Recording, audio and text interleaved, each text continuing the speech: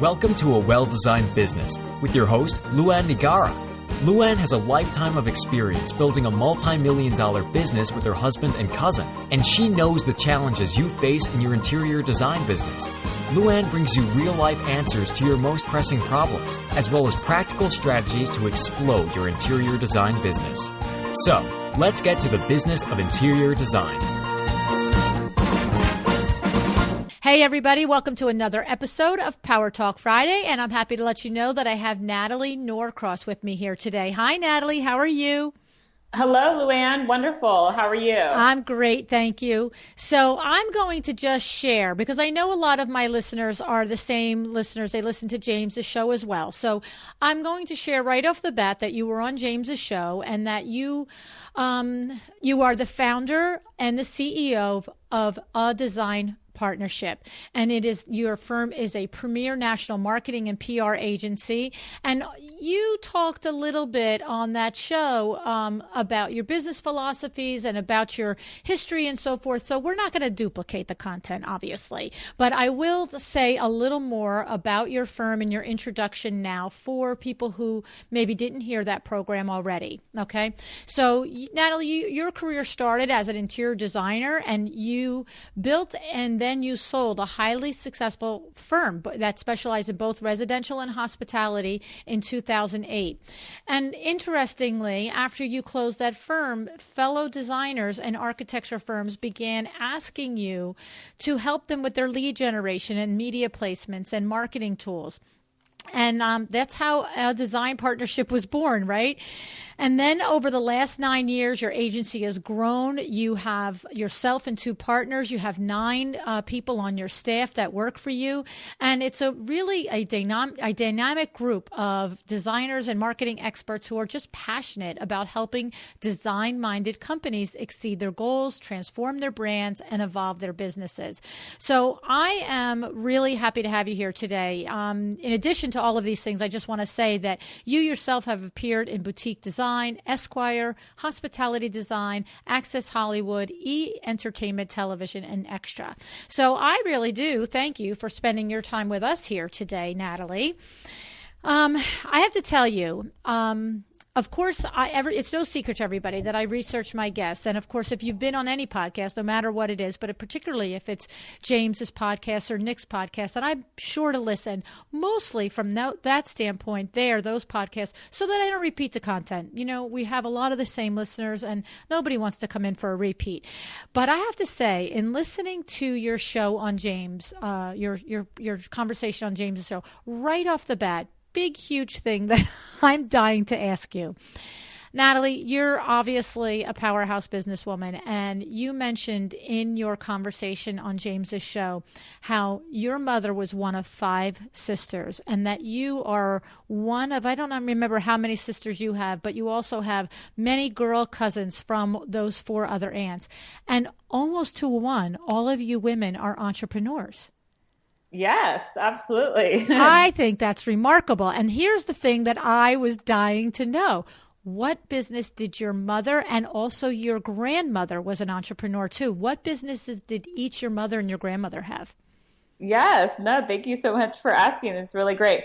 So my grandmother was actually in the hospitality industry and had run a highly successful restaurant and bar for several years, and still worked it until she was over 80 years old, and was really, somebody who was very inspirational in our family and really taught us the value of, hard work and focus and discipline. So we were very thankful and blessed to have her in our lives. And my mother actually she's an independent contractor for Pampered Chef and owns a multi-level marketing company. She's run that for over 20 years and has 500 directors in her downline that she manages on a regular basis. So, isn't that something?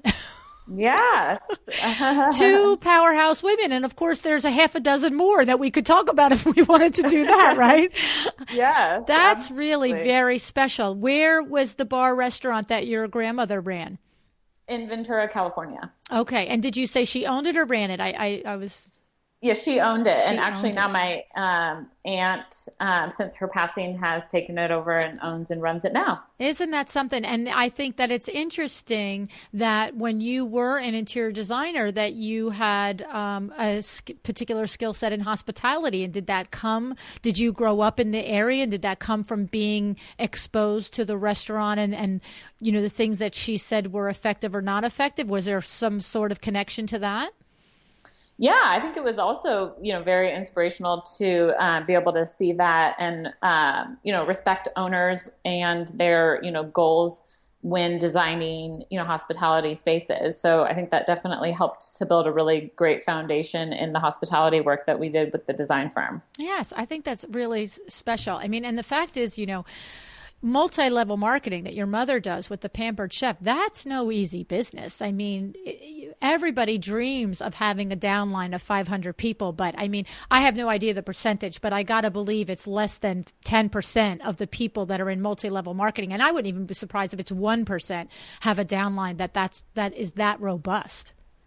Yeah, no, she's definitely built a lot of success. And I think it really instilled in both myself and my two sisters, growing up and seeing her, influence her business and work with her team and instill leadership qualities within her team was definitely a really wonderful attribute to learn from and grow up in, that environment.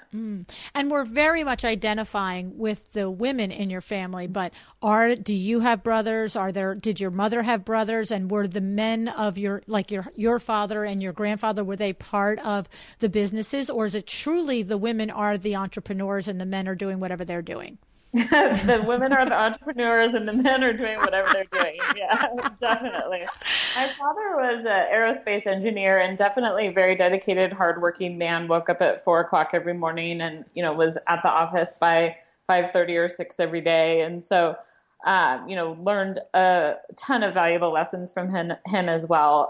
But in terms of entrepreneurship, we definitely were inspired by the females in our family. Isn't that? I love that. I just love that. I just truly do. I just think that is remarkable. And it's funny because I think one of the reasons why I love it is because certainly our audience here, we have male and female interior designers, no question. But, even as an industry, the design field is very heavily female. So a lot of times our conversation does sort of get skewed and make an assumption that we're talking to females. So my apologies to all the guys out there right now. But the reality is that I think a lot of us women entrepreneurs that have children or raise children, in my case, they're grown, there's not one time, there's a million times along the road that I know for me, okay, let me just do this. I'm going to rephrase this and speak for myself. There were a million times along the road that on one hand, I remember I would think, oh my goodness, what am I doing to this poor kid? Like I'm dragging her around to these customer appointments, or I'm making her sit here in the showroom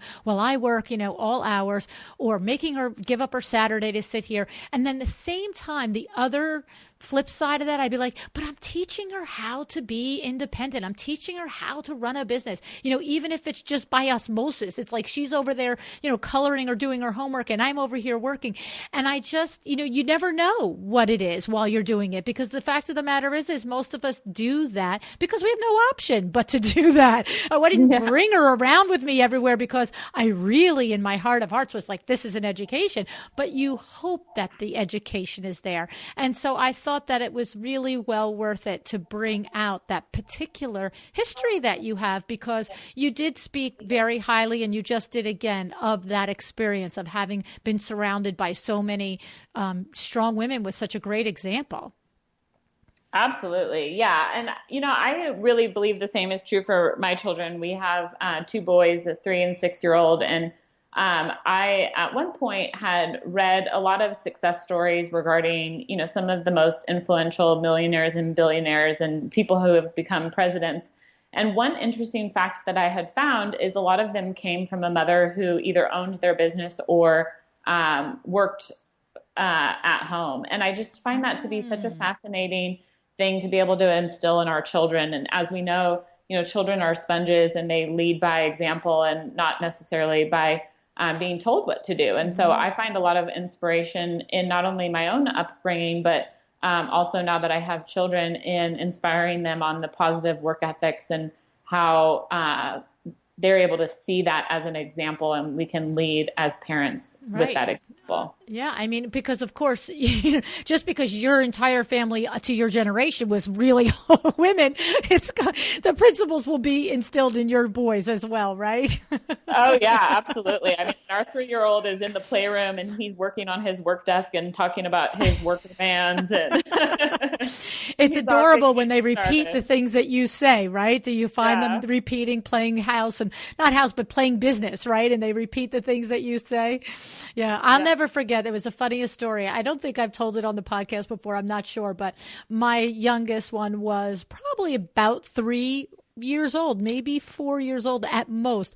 And she was in our showroom. We have a window treatment business, and she was in our showroom and she's playing, and she used to play there endlessly for hours and moving the fabrics and showing the fabrics and blah, blah, blah. And all of a sudden my showroom coordinator grabs me and she's like, come and listen to this. And we're listening, and we're behind a window and she can't see us. And she's there and she's like, yes. And now we don't know what to expect because we just start listening. And she's like, yes, I think that this would look very pretty on your window. Yes, purple would look very beautiful. Look at how the pink looks with it. And then all of a sudden, Natalie, she goes like this. She goes, oh, you want to see something else? Okay. And she turns and walks and puts her back to her imaginary customer. And she says, honestly, these customers drive me to drink. I love it. That's so great. And Darlene went to the floor and she goes, okay, maybe you want to monitor what you're saying at home. Yeah, exactly. They pick up everything. Oh my gosh. That is great. Oh my God. And I'm telling you, that was like 25 years ago. I remember it was like it was yesterday. It was adorable. So the good, bad, and the ugly they pick up, right? Yes, they do. So thank you for indulging me in that, because I just thought it was so curious and I just had to hear more of the details. Now, I would like to talk a little bit about your design firm. So you have a successful design firm. I'm going to make an assumption it's successful. Your bio says it was successful, and you sold it, right? Why did you sell it, Natalie? What was happening there? Were you just burnt out? You were done? What happened with that? Yeah, so we at the time, my husband and I had recently gotten married, and I moved to High Point, North Carolina, and we had another office in Los Angeles. And trying to manage kind of both offices Bicoastal had me on the road quite a bit and traveling quite frequently. And we had a really great opportunity that came about to sell the business. And after my husband and I really thought it through and prayed about it, decided that would be a really, great opportunity for us to pursue. So we did end up pursuing that and sold the business, and have been really encouraged by that process since then. And now have this wonderful agency that was kind of born out of the lessons that I learned in growing that design company, and the wonderful, systems that were set up that we can now, really impact other people's lives and help their businesses grow. So it's been a wonderful choice that we made. And thankfully, I'm really happy with moving that forward, and now having the ability to be able to help others and, teach others with proper marketing and business systems in order to achieve the growth that they have for their company. Yes, I love it. I love it because you said one word in there. You had me at hello with systems. So, and one of the things that I wanted to explore with, because I knew from the bio that you sold the business. But one of the things that I wanted to take a moment to explore, and you already went right into it. You described that because you had good systems in place and you learned good lessons from the first business, that it helped you launch the second business probably quicker, faster, easier.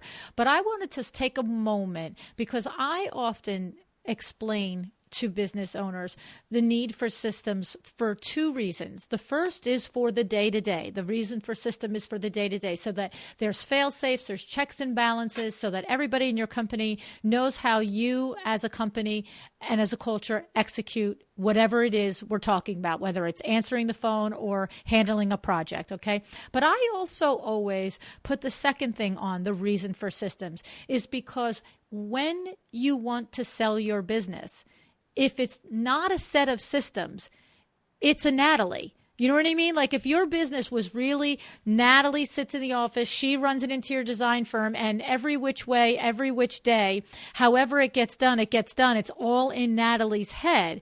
Then there's nothing to sell. But when somebody comes and looks at your businesses and you can sit down and say, this is my process for project management. Here's the files. Here's how it goes. Here's my email list that I've been gathering. Here's my this. Here's my that. Then they can visualize and they can understand that Natalie can go from California to High Point and everything here stays the same. And yes, I'll give you money for it. Do you agree with that, Natalie? Oh, absolutely. Yeah, 1,000%. I mean, I had a business mentor pretty early on in my career who really taught me that whatever you are not measuring in your business fails.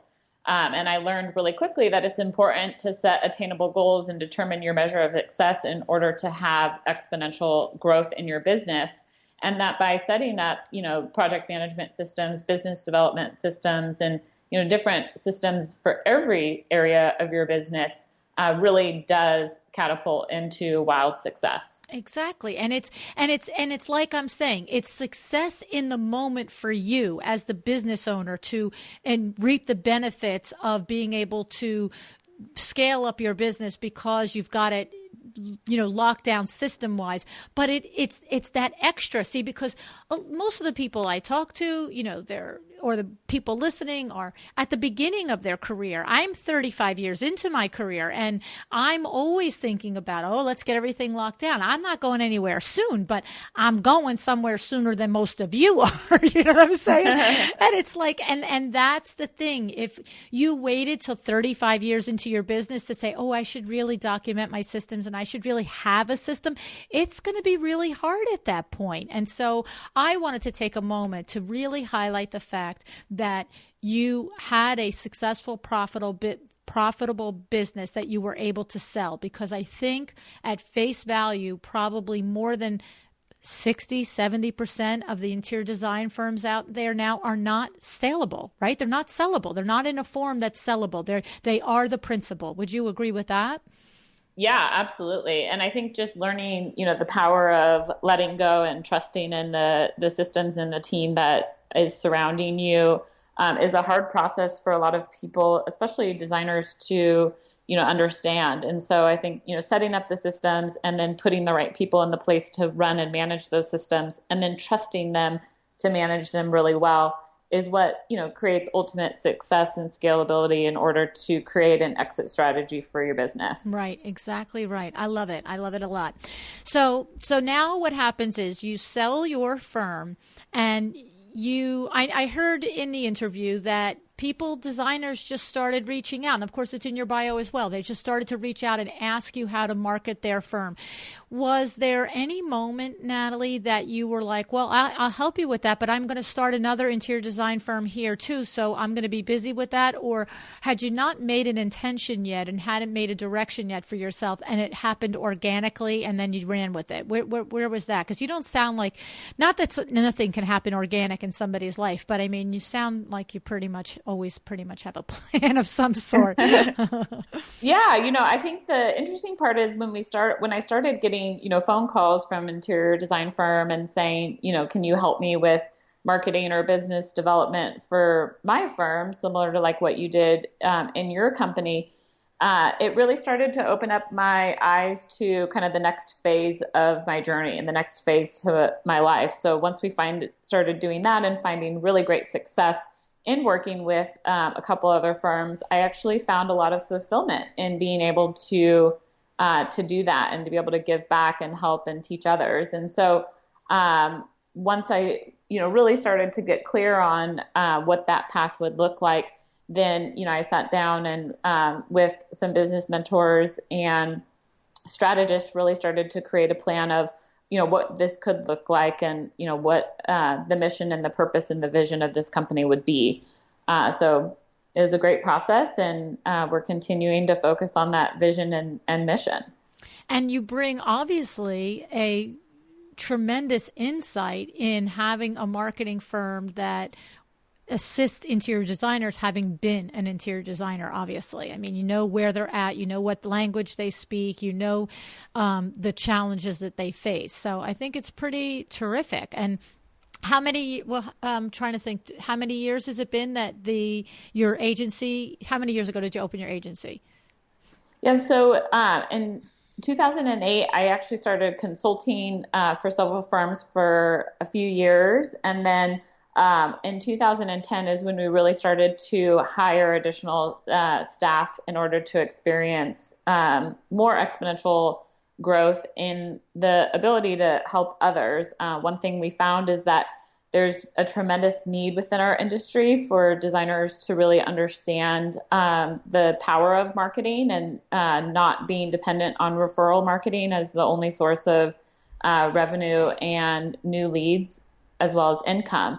And because there was such a tremendous need, I needed to, kind of create a plan to duplicate our efforts. And since then, we have a dynamic team of brand designers and marketing experts that we've curated and crafted who are really, excited about the vision and the mission of helping designers and architects in our industry. It's great. I mean, so here's the thing. I know that I've talked with enough PR and marketing people in the last year to know that one of the first steps that you probably are taking when you are working with a new designer is you want to sort of get to their you, right? You want to get to what their brand is, what their message is. Is that sort of the first step, what their mission is and what their company is going to stand for? Yeah, especially if they don't know that. If they do know that, then it's very helpful for us to, use that as a catapult starting place. If they don't know that, then getting, really clear on that vision and mission is really important. And I've aligned myself with some pretty amazing mentors who kind of taught me early in my design career the power of, having a team focused on the same mission, and that, as a team, when everyone's focused on the same vision, the same goal, going in the same direction, the bus or the train rides a lot smoother than, people who have their own vision or their own mission that they bring to the table. And so I really like working with our clients in articulating that as a focal point. So then when we do set the train on the track, it's ready to run in the right direction. And then as we add more fuel, add more lead generation systems, then it can run faster, quicker, easier. Great. It makes a lot of sense. And what I want to know, though, in that is what's for the designer out there that's listening and saying, okay, awesome. I love that. I have to have my mission. And then if I have any employees, they all have to be aligned with the mission. They have to understand the vision and the mission. And then we're all going to head down the road. But can you share with us some questions that we have tons of listeners who are not in a position now to hire a brand or a marketing or a PR agency? Are there any tips or questions that you could give us, Natalie, that you would say to somebody who sort of needs to do this themselves at this point, and maybe they're just coming up with their brand and their mission so that they can, unify their message on Facebook and Instagram and their website? Yeah, absolutely. I mean, I think a lot of people have mission statements, or they might have taglines and things that they, really enjoy. I think the bigger question starts to come down to, what is your purpose? How are you impacting other people's lives? If you were to, be on your deathbed, what would you want people to remember you by? And getting really clear as to the why, why you do what you do. Is really important. And so I think, getting really clear on that is very important. For everybody within our organization, actually, before they get hired, we do something that's called a DISC profile, which is DISC. And it's a really wonderful tool for you to be able to get a little bit more clear as to who you are as a human being. And it tells you your trigger points. So why you do, what you do, and how you like to do it. And so that is a really great tool for somebody that wants to be able to get very clear on, what their key performance indicators are, why, they do the things that they do, what their motivating factors are behind them. And so I think, if you Google disc profile, you can find a couple links online where you can actually fill out a profile yourself. It usually takes about 15 minutes. But that also is a really great way, and something that, I love to do with our clients as well, is getting a little bit clear as to who you are, because the organization really starts with your vision and your mission and your why. Okay. And then from there you can build, a really great focus and a vision and a mission. That's great. So we can go online and look this up. And so if I were just going to play devil's advocate a little bit, and of course, if we fill out the disc profile, we're going to learn some of these insights about ourselves for sure, but not being able to do this in real time. And of course, anybody listening, we don't know what the results are, right? So, but when you ask some of these questions, what is your purpose? What are you what are you doing? What do you want? How do you want to impact lives? What do you want them to say on your deathbed? This couple of questions that you mentioned.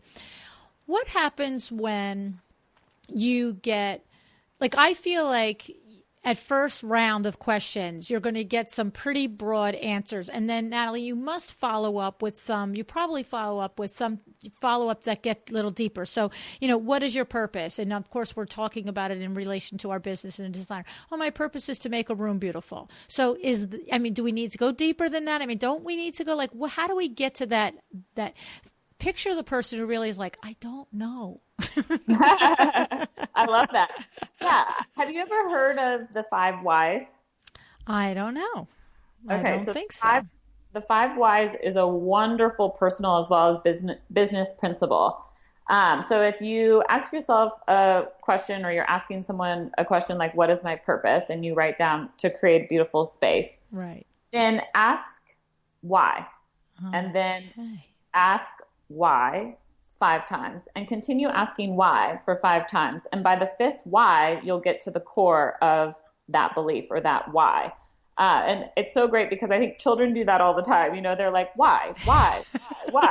Because they really understand we want to get down and we want to get deep. And right. Don't just tell me to put my pajamas on. Why? Because it's bedtime. Yeah. Why? Because it's 8 o'clock. Why? Because I'm tired and you have to go to bed. Why? Because my wine is waiting for me. Why? Exactly. That's awesome. I love that little device.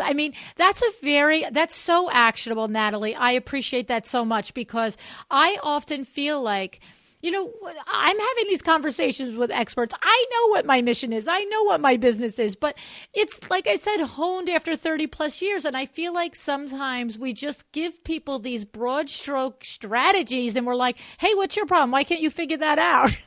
Yeah, exactly. No, I think getting deep and clear is very important. And, the deeper and clearer that you can get as to that, question and why is definitely very foundational and can help with that focus. I love it. Because you're right. By the time you get to that 5th why, you really have uncovered something that is way down below the surface. Awesome. Very, very, very good. Thank you for that. You're welcome. All right. So now, one of the things that I saw on your website, Natalie, was a blog post, Recipe for Success Inbound Marketing. And it talked about inbound marketing and outbound marketing. And would you describe to us what is the difference between inbound and outbound marketing? Yeah, so outbound marketing is like a telemarketer that calls your cell phone during dinner time and is disruptive and at times very annoying. Where inbound is like that amazing window display at a store that makes you want to walk in. So inbound marketing is about bringing potential customers to you instead of you going to them. But much like traditional marketing, digital inbound strategies are complex and often, kind of require full-fledged marketing plans. So that kind of helps to differentiate the difference between outbound and inbound. Okay, I like that. That's a very clear visual too. You can really understand something. Outbound is, you didn't ask for it. You don't want it. What are you selling it to me? Go away. But inbound is, what is that happening over there? I have to learn more. Absolutely. I love it. Okay. And so inbound marketing is obviously all of our goal, right? We want to have clients that just want to come in and find out what we're about. And again, obviously, like you just said, it creates there is always a need for a full-on strategy created by professionals like yourself. But for the designer out there that doesn't have a budget for a marketing agency, are there certain things that we can look at, think about in order to create inbound marketing in that deep level, like those 5 whys kind of teaching, Natalie?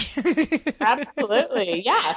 So to set, your inbound marketing goals, the place that we really like to begin is just by assessing your current reach. So Google Analytics is a really great tool for just understanding your key performance indicators and how many people are coming onto your website or how many people are landing on your website and where they're coming from. And those might include, monthly unique website visitors or click conversion rates, and the source of where that traffic is coming to. So the various areas of traffic that, could be pointed to your brand or to your domain is in pay-per-click campaigns or doing online digital advertising, SEO, which is search engine optimization. So when somebody is looking for an interior designer in Chicago, they put that into Google search and yours is the first page to come up on Google. Okay. And then blogging is a really great way, especially if you focus on doing an SEO and a headline analysis, meaning that you create a report of what people are searching for the most online and then tailor your blogs towards what your industry is searching for online for your blogs. So then as those people search, it goes out to the Google crawlers and your website or your blog comes up and appears faster. And then social media is another really great way of driving traffic to your website. We typically run 4 channels for our clients and really grow those channels up to 10, 15, 20,000 followers.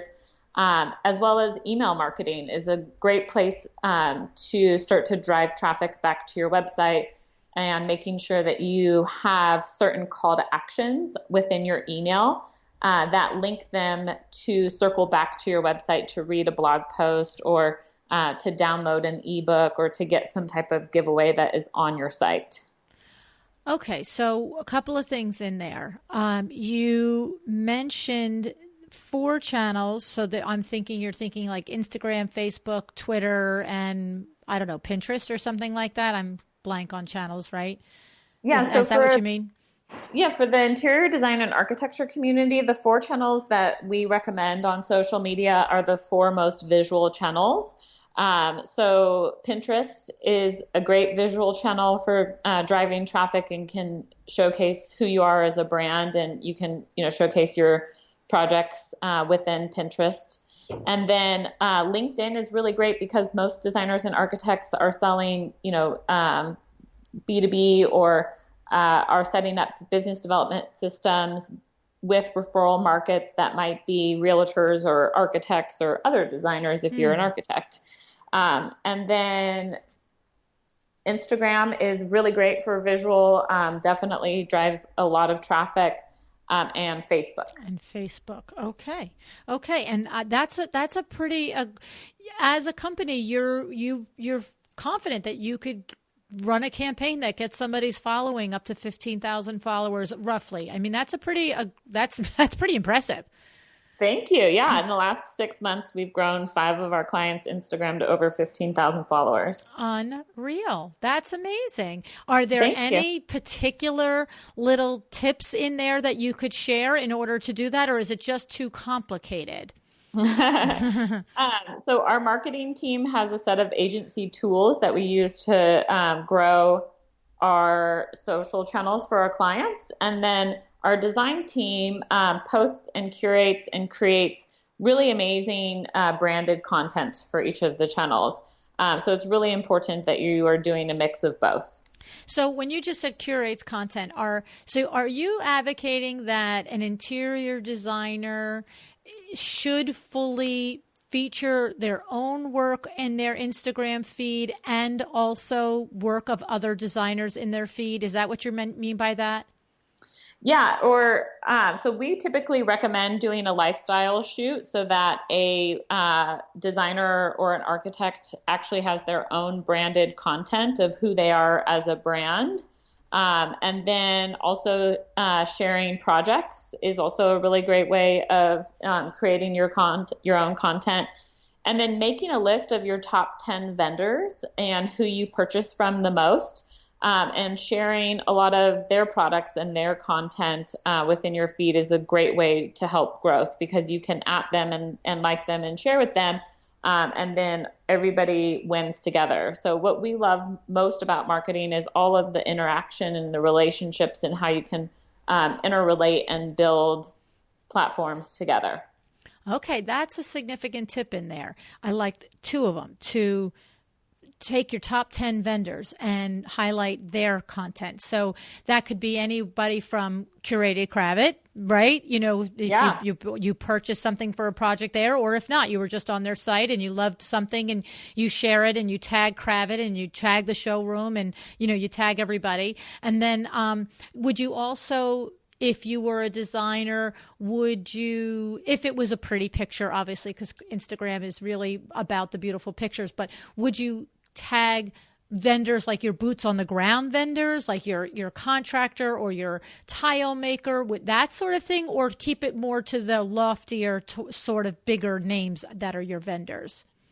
I mean, ideally, you want vendors that have the biggest following on social because then you all share in that growth. So if you at them and let's say Cravat has 100,000 followers and you only have 200, then you at Cravat and you get more visual to your channels, and then they see your channels and then follow you. So ideally, you want to focus on the top 10 vendors that have the biggest social following on the platform that you're posting. Okay. And how about that's a lot of really great information there, Natalie. Thank you. How about like Facebook? Do you have one or two like juicy tidbits about Facebook too? Am I pressing my luck here? Facebook's an anomaly in itself, I and know, they change right? their algorithms weekly, so staying on top of them is very important. Yes, it's tough though. I mean, from my standpoint, usually I just hit that little share to Facebook when I'm on Instagram. Is that good enough, or it's not good enough to build a big 15,000 following? I can tell you that. I don't even have to ask you. But is that at least something that you should do?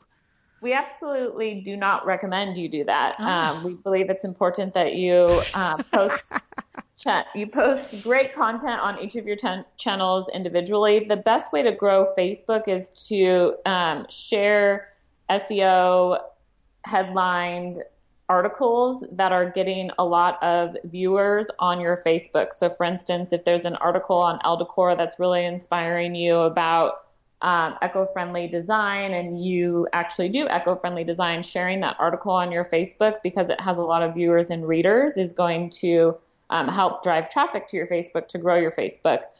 So intermixing that every couple days throughout the week is really important. Sharing, products, vendors that you love, very similar to like on Instagram, that have really big followings on Facebook that you can at and share with them, is also, really helpful in growing Facebook. I love it. I love it a lot. I mean, the thing is that I always thought the putting the post from Elle Decor and XYZ was sort of a cop out. You know what I mean? And but it can't be all that you do. I'm going to make that assumption, right? But what you're saying is if it aligns with your message. So like you mentioned, if it's an eco-friendly article and you are aligned and your marketing and your website, if somebody does find that article from your Facebook post and then they go to your website, they can see that it mattered to you and not just this random thing that you just clicked through and put on there. Is that right? Or it doesn't really matter, Luann? No, that's absolutely right. Okay. The other really impactful thing with Facebook is if you are doing a blog on your website, which we recommend that you at least blog one time a week. So 4 times a month, you're doing a blog post on your website that is backed by SEO and headline analysis, that you also share that blog post on Facebook because that will link people directly back to your website, which will drive more traffic back to your website. So it's really a great, tool to also create, again, that marketing ecosystem where you're putting blogs on your website and then you're sharing them on your Facebook, and it becomes reciprocal. Because what you're saying is, if you put a blog post on your Facebook, they're going to look at the headline, but if they want to read the post, when they click on it, it's going to open on your website. Is that what you're saying, as opposed to keeping them in Facebook? And that's why you're saying it's getting them to your website? Yes, ma'am. Okay. See, that's sometimes, look, I think I know these things, and a lot of times I do, but I never know who else doesn't know these different things. And so I like to be very clear. So that's interesting, because now you've gotten them back to your website, and maybe they'll poke around and look at your portfolio or look at your About You page. And granted, it could be somebody that's 4 states away, but it doesn't matter. It's, who knows somebody that's looking for a designer in your area, right?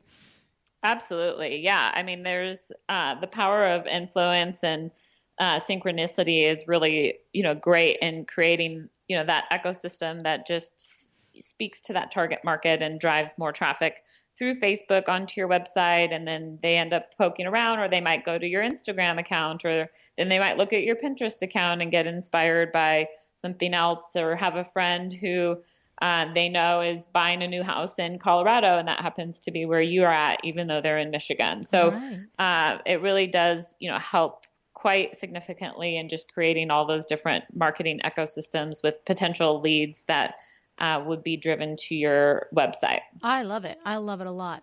I'm going to press my luck here with Natalie, with you, because I'm grilling you and you're just coming back at it. This is awesome. I read a line on your site. I don't know if it was in a blog post or on your website.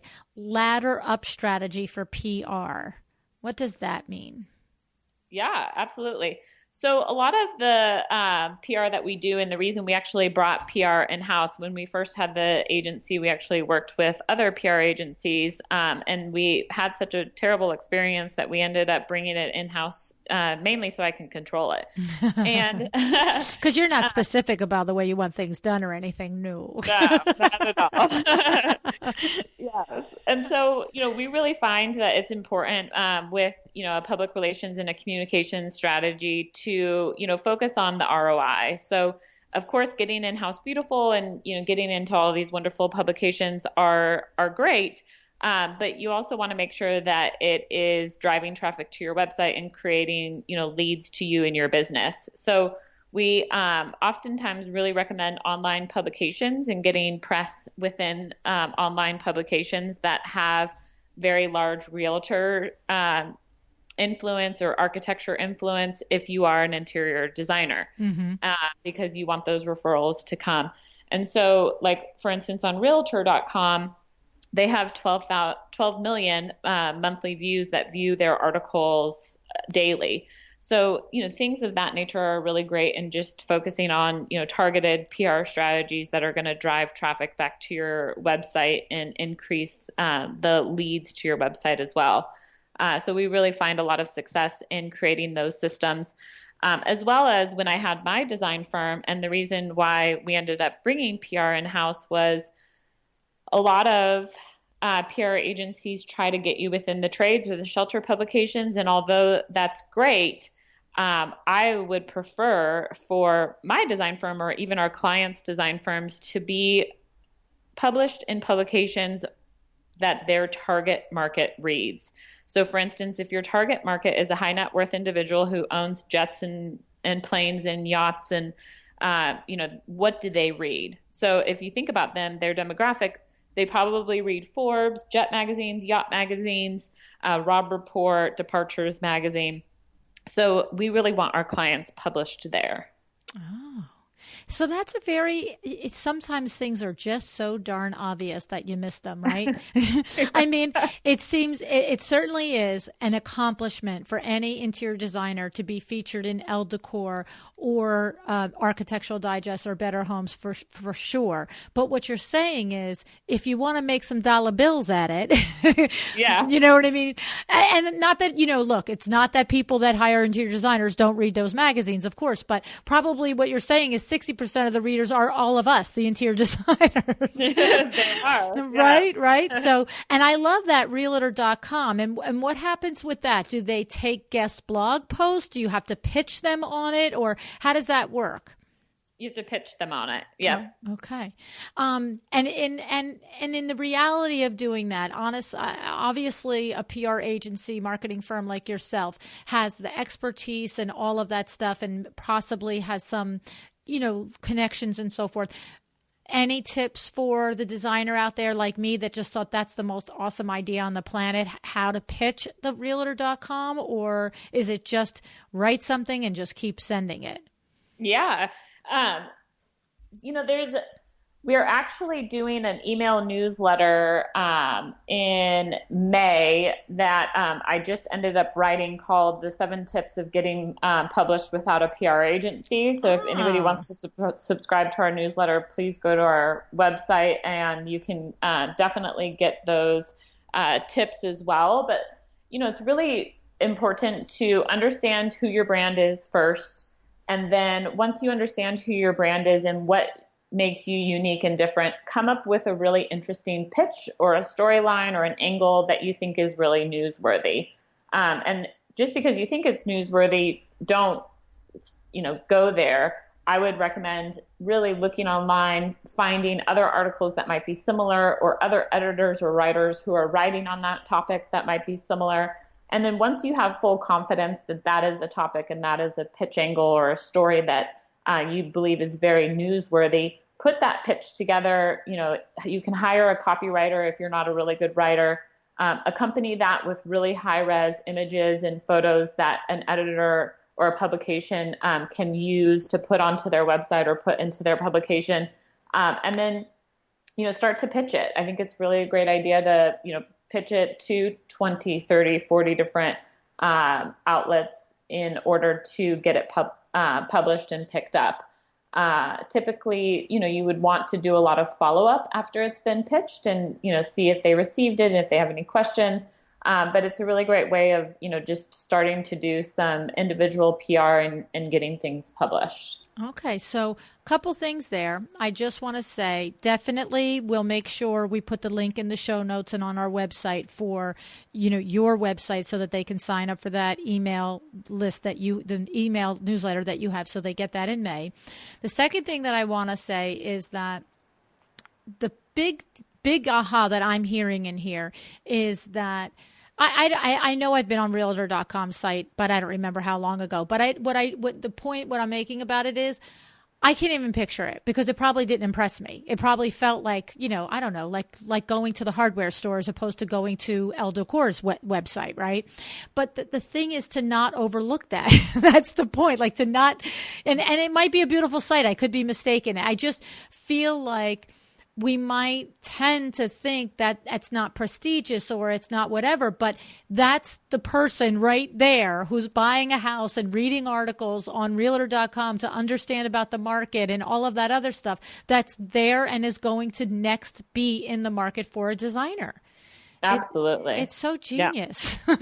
Thank you. Yes. And then the last thing I wanted to say is that just to give Amy Fleury a little plug here, because she wrote the book Recipe for Press, and she was on the show, and your company does marketing and PR and so forth, and Amy is straight on PR, and her book really does talk to a lot of those last things that you were saying about to craft a pitch and to really get to know everything. So I just wanted to give her a little plug here while we're thinking about it, because if you're listening, and I've asked Natalie 2 questions about that, I asked Amy 15 questions about that specific aspect of it. So this is really fabulous. I can't even stand how brilliant you are. Oh, thank you. and the last thing that I would like to just spend a few minutes talking about is what I talk with a lot of the designers about is, how do you actually manage and run your firm? So, and of course we're looking for 10 minutes, and I understand that's 5 hours, but the point is that you and 2 partners, you have 9 employees. Do you have weekly Monday morning meetings. Like, could you give us some tips? Because I can hear how highly organized you are and how intentional and actionable you are. So could you just give us a little bit of an overview about how you manage a firm of that size and some of the little nuances of what you do in order to work through your day? Do you batch your time? Do you only take client meetings on certain days? Some of those little systems, Natalie. Absolutely. Love to share. So on Monday mornings, we do have a Monday morning team meeting with everybody in the team. It usually takes about 30 to 45 minutes. We focus on our intentions for the week and, go through everybody's to-dos and what we kind of have coming up throughout the week. And then I also after that have 30-minute one-on-one meetings with each of our leadership team and go through our dashboard, which is their performance metrics and what their win goal is for the week. Wow. And then after each of those meetings with our bigger leadership team, we actually have a 15-minute huddle time every morning. So we kind of come in and do a huddle time and for 15 minutes stand up and just kind of clear anything that is needed for the day before we start our day. And then each department within the company does the same thing where they do a 15-minute huddle time with their department. And it really allows us to make sure that any questions that need answered or any team members that need questions answered gets cleared so that they can be productive throughout the rest of the day.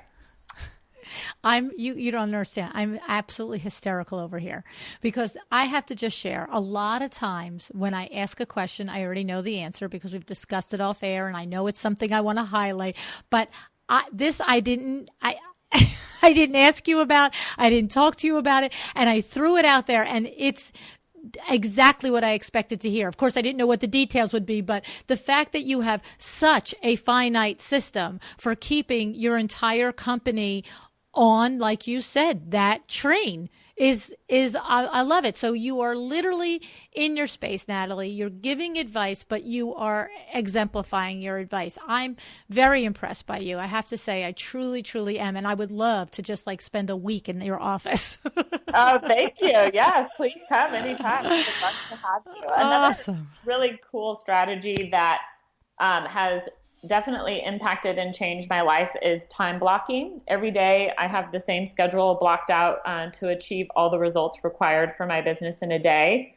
And we also do time blocking with client meetings. So we have several client meetings that are all booked back to back on the same day, a few days out of the month. And this really allows for the rest of the month to focus on productivity and achieving results for our clients. So, for instance, what you're saying is you have a few days out of a month set aside to FaceTime, either in person or telephone, whatever it might be, with each of your clients. But it's not like, okay, one client's on Tuesday, the first day of the month, another client's on, the fourth Tuesday of the month. You batch them out so that once you get those off your plate and you've established your priorities with each of your clients, then you're free the rest of the month to go out and execute. Absolutely. Yep. Wow. And we pre-schedule that with each of our clients throughout the quarter. So we schedule that for the next quarter. So it's on our clients' calendar as well as our calendar to have a monthly meeting every month. I love that. I love that. You're not at the beck and call. I mean, I have to say, with the last year and a half of doing the podcasting, I have had to get more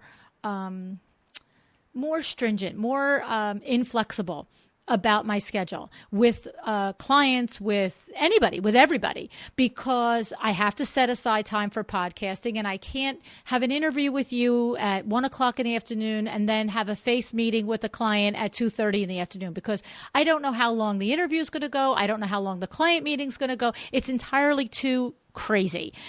So what happens is, I set aside 2 days for podcasting and all the tasks that are related to it. And then what I've been struggling with now is I only have 3 days left, Monday, Tuesday, Friday, for doing the WindowWorks business. And that has to be in front of people, measuring. It has to be quoting. It has to be ordering and all of that. And I've tried to block those days, like time blocking, but because I only have 3 days available, it inevitably, somebody will say, well, I can only see you at this time, can only see you at that time. And that becomes difficult and challenging. And so your clients are clients that are retainer clients probably, or however you work your money is not relevant. But the point is you, like you said, you can look ahead 3 months and these are all your same clients. But for me and interior designers, we could be faced with new clients every single week. Some of the bigger firms, I'm sure, are long-term projects like yours as well. But some of the smaller solopreneurs, that we could be sitting here on a Monday morning and the phone could ring and now we have a new client. And I was going to time block all day Tuesday to do something. And now all of a sudden it's that or not. I got to go see him or not see him. So it's challenging. It is challenging, but I guess there's ways to get it done if we're motivated enough, right?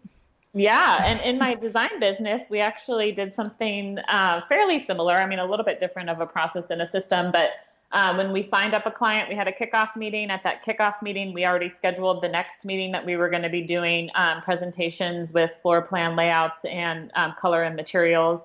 And then at that meeting, we also scheduled the next meeting to go through the design details. And then at that meeting, we actually presented them everything in the entire house all at one time so that they can see everything, approve everything with 3 different options and budgets allocated.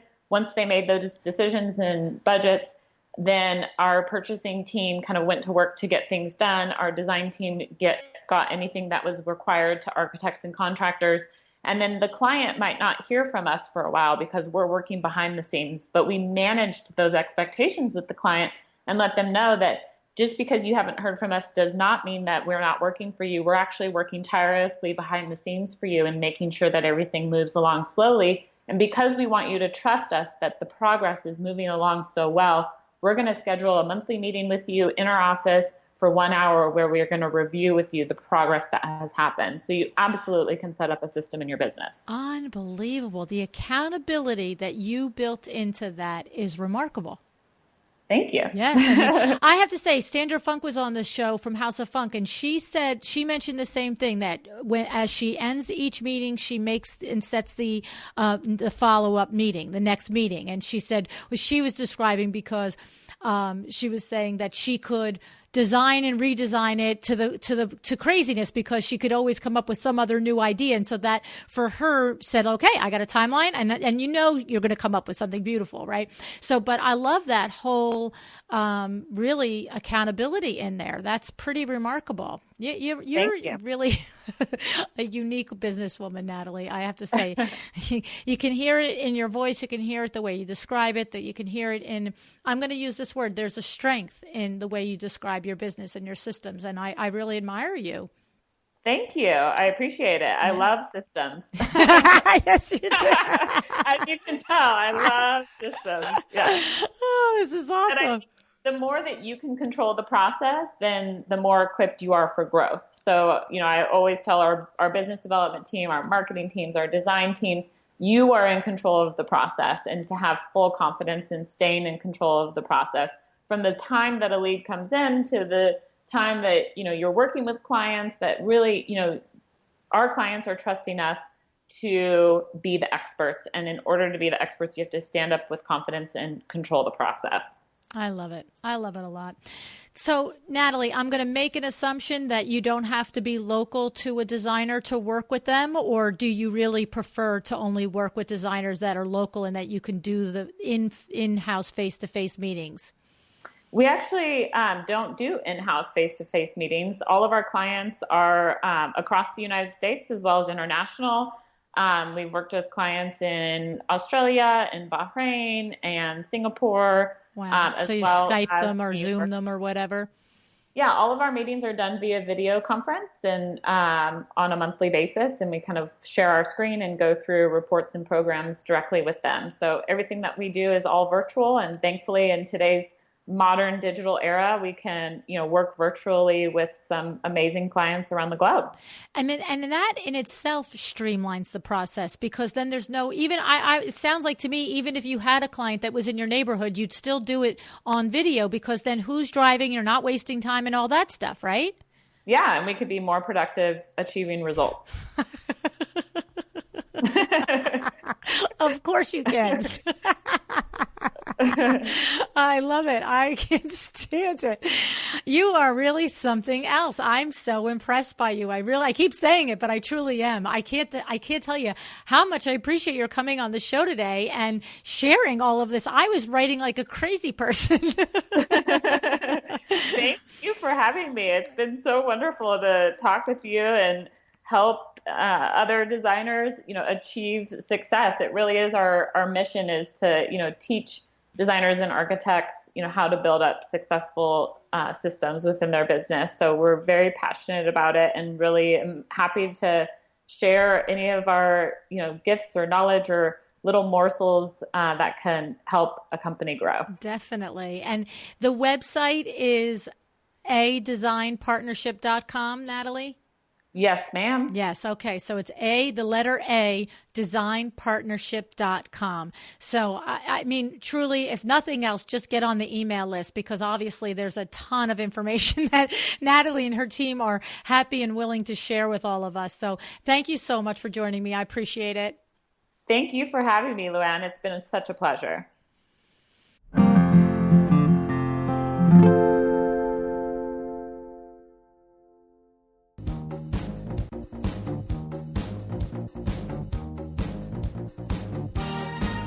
Thank you for joining me again today for another episode of A Well-Designed Business.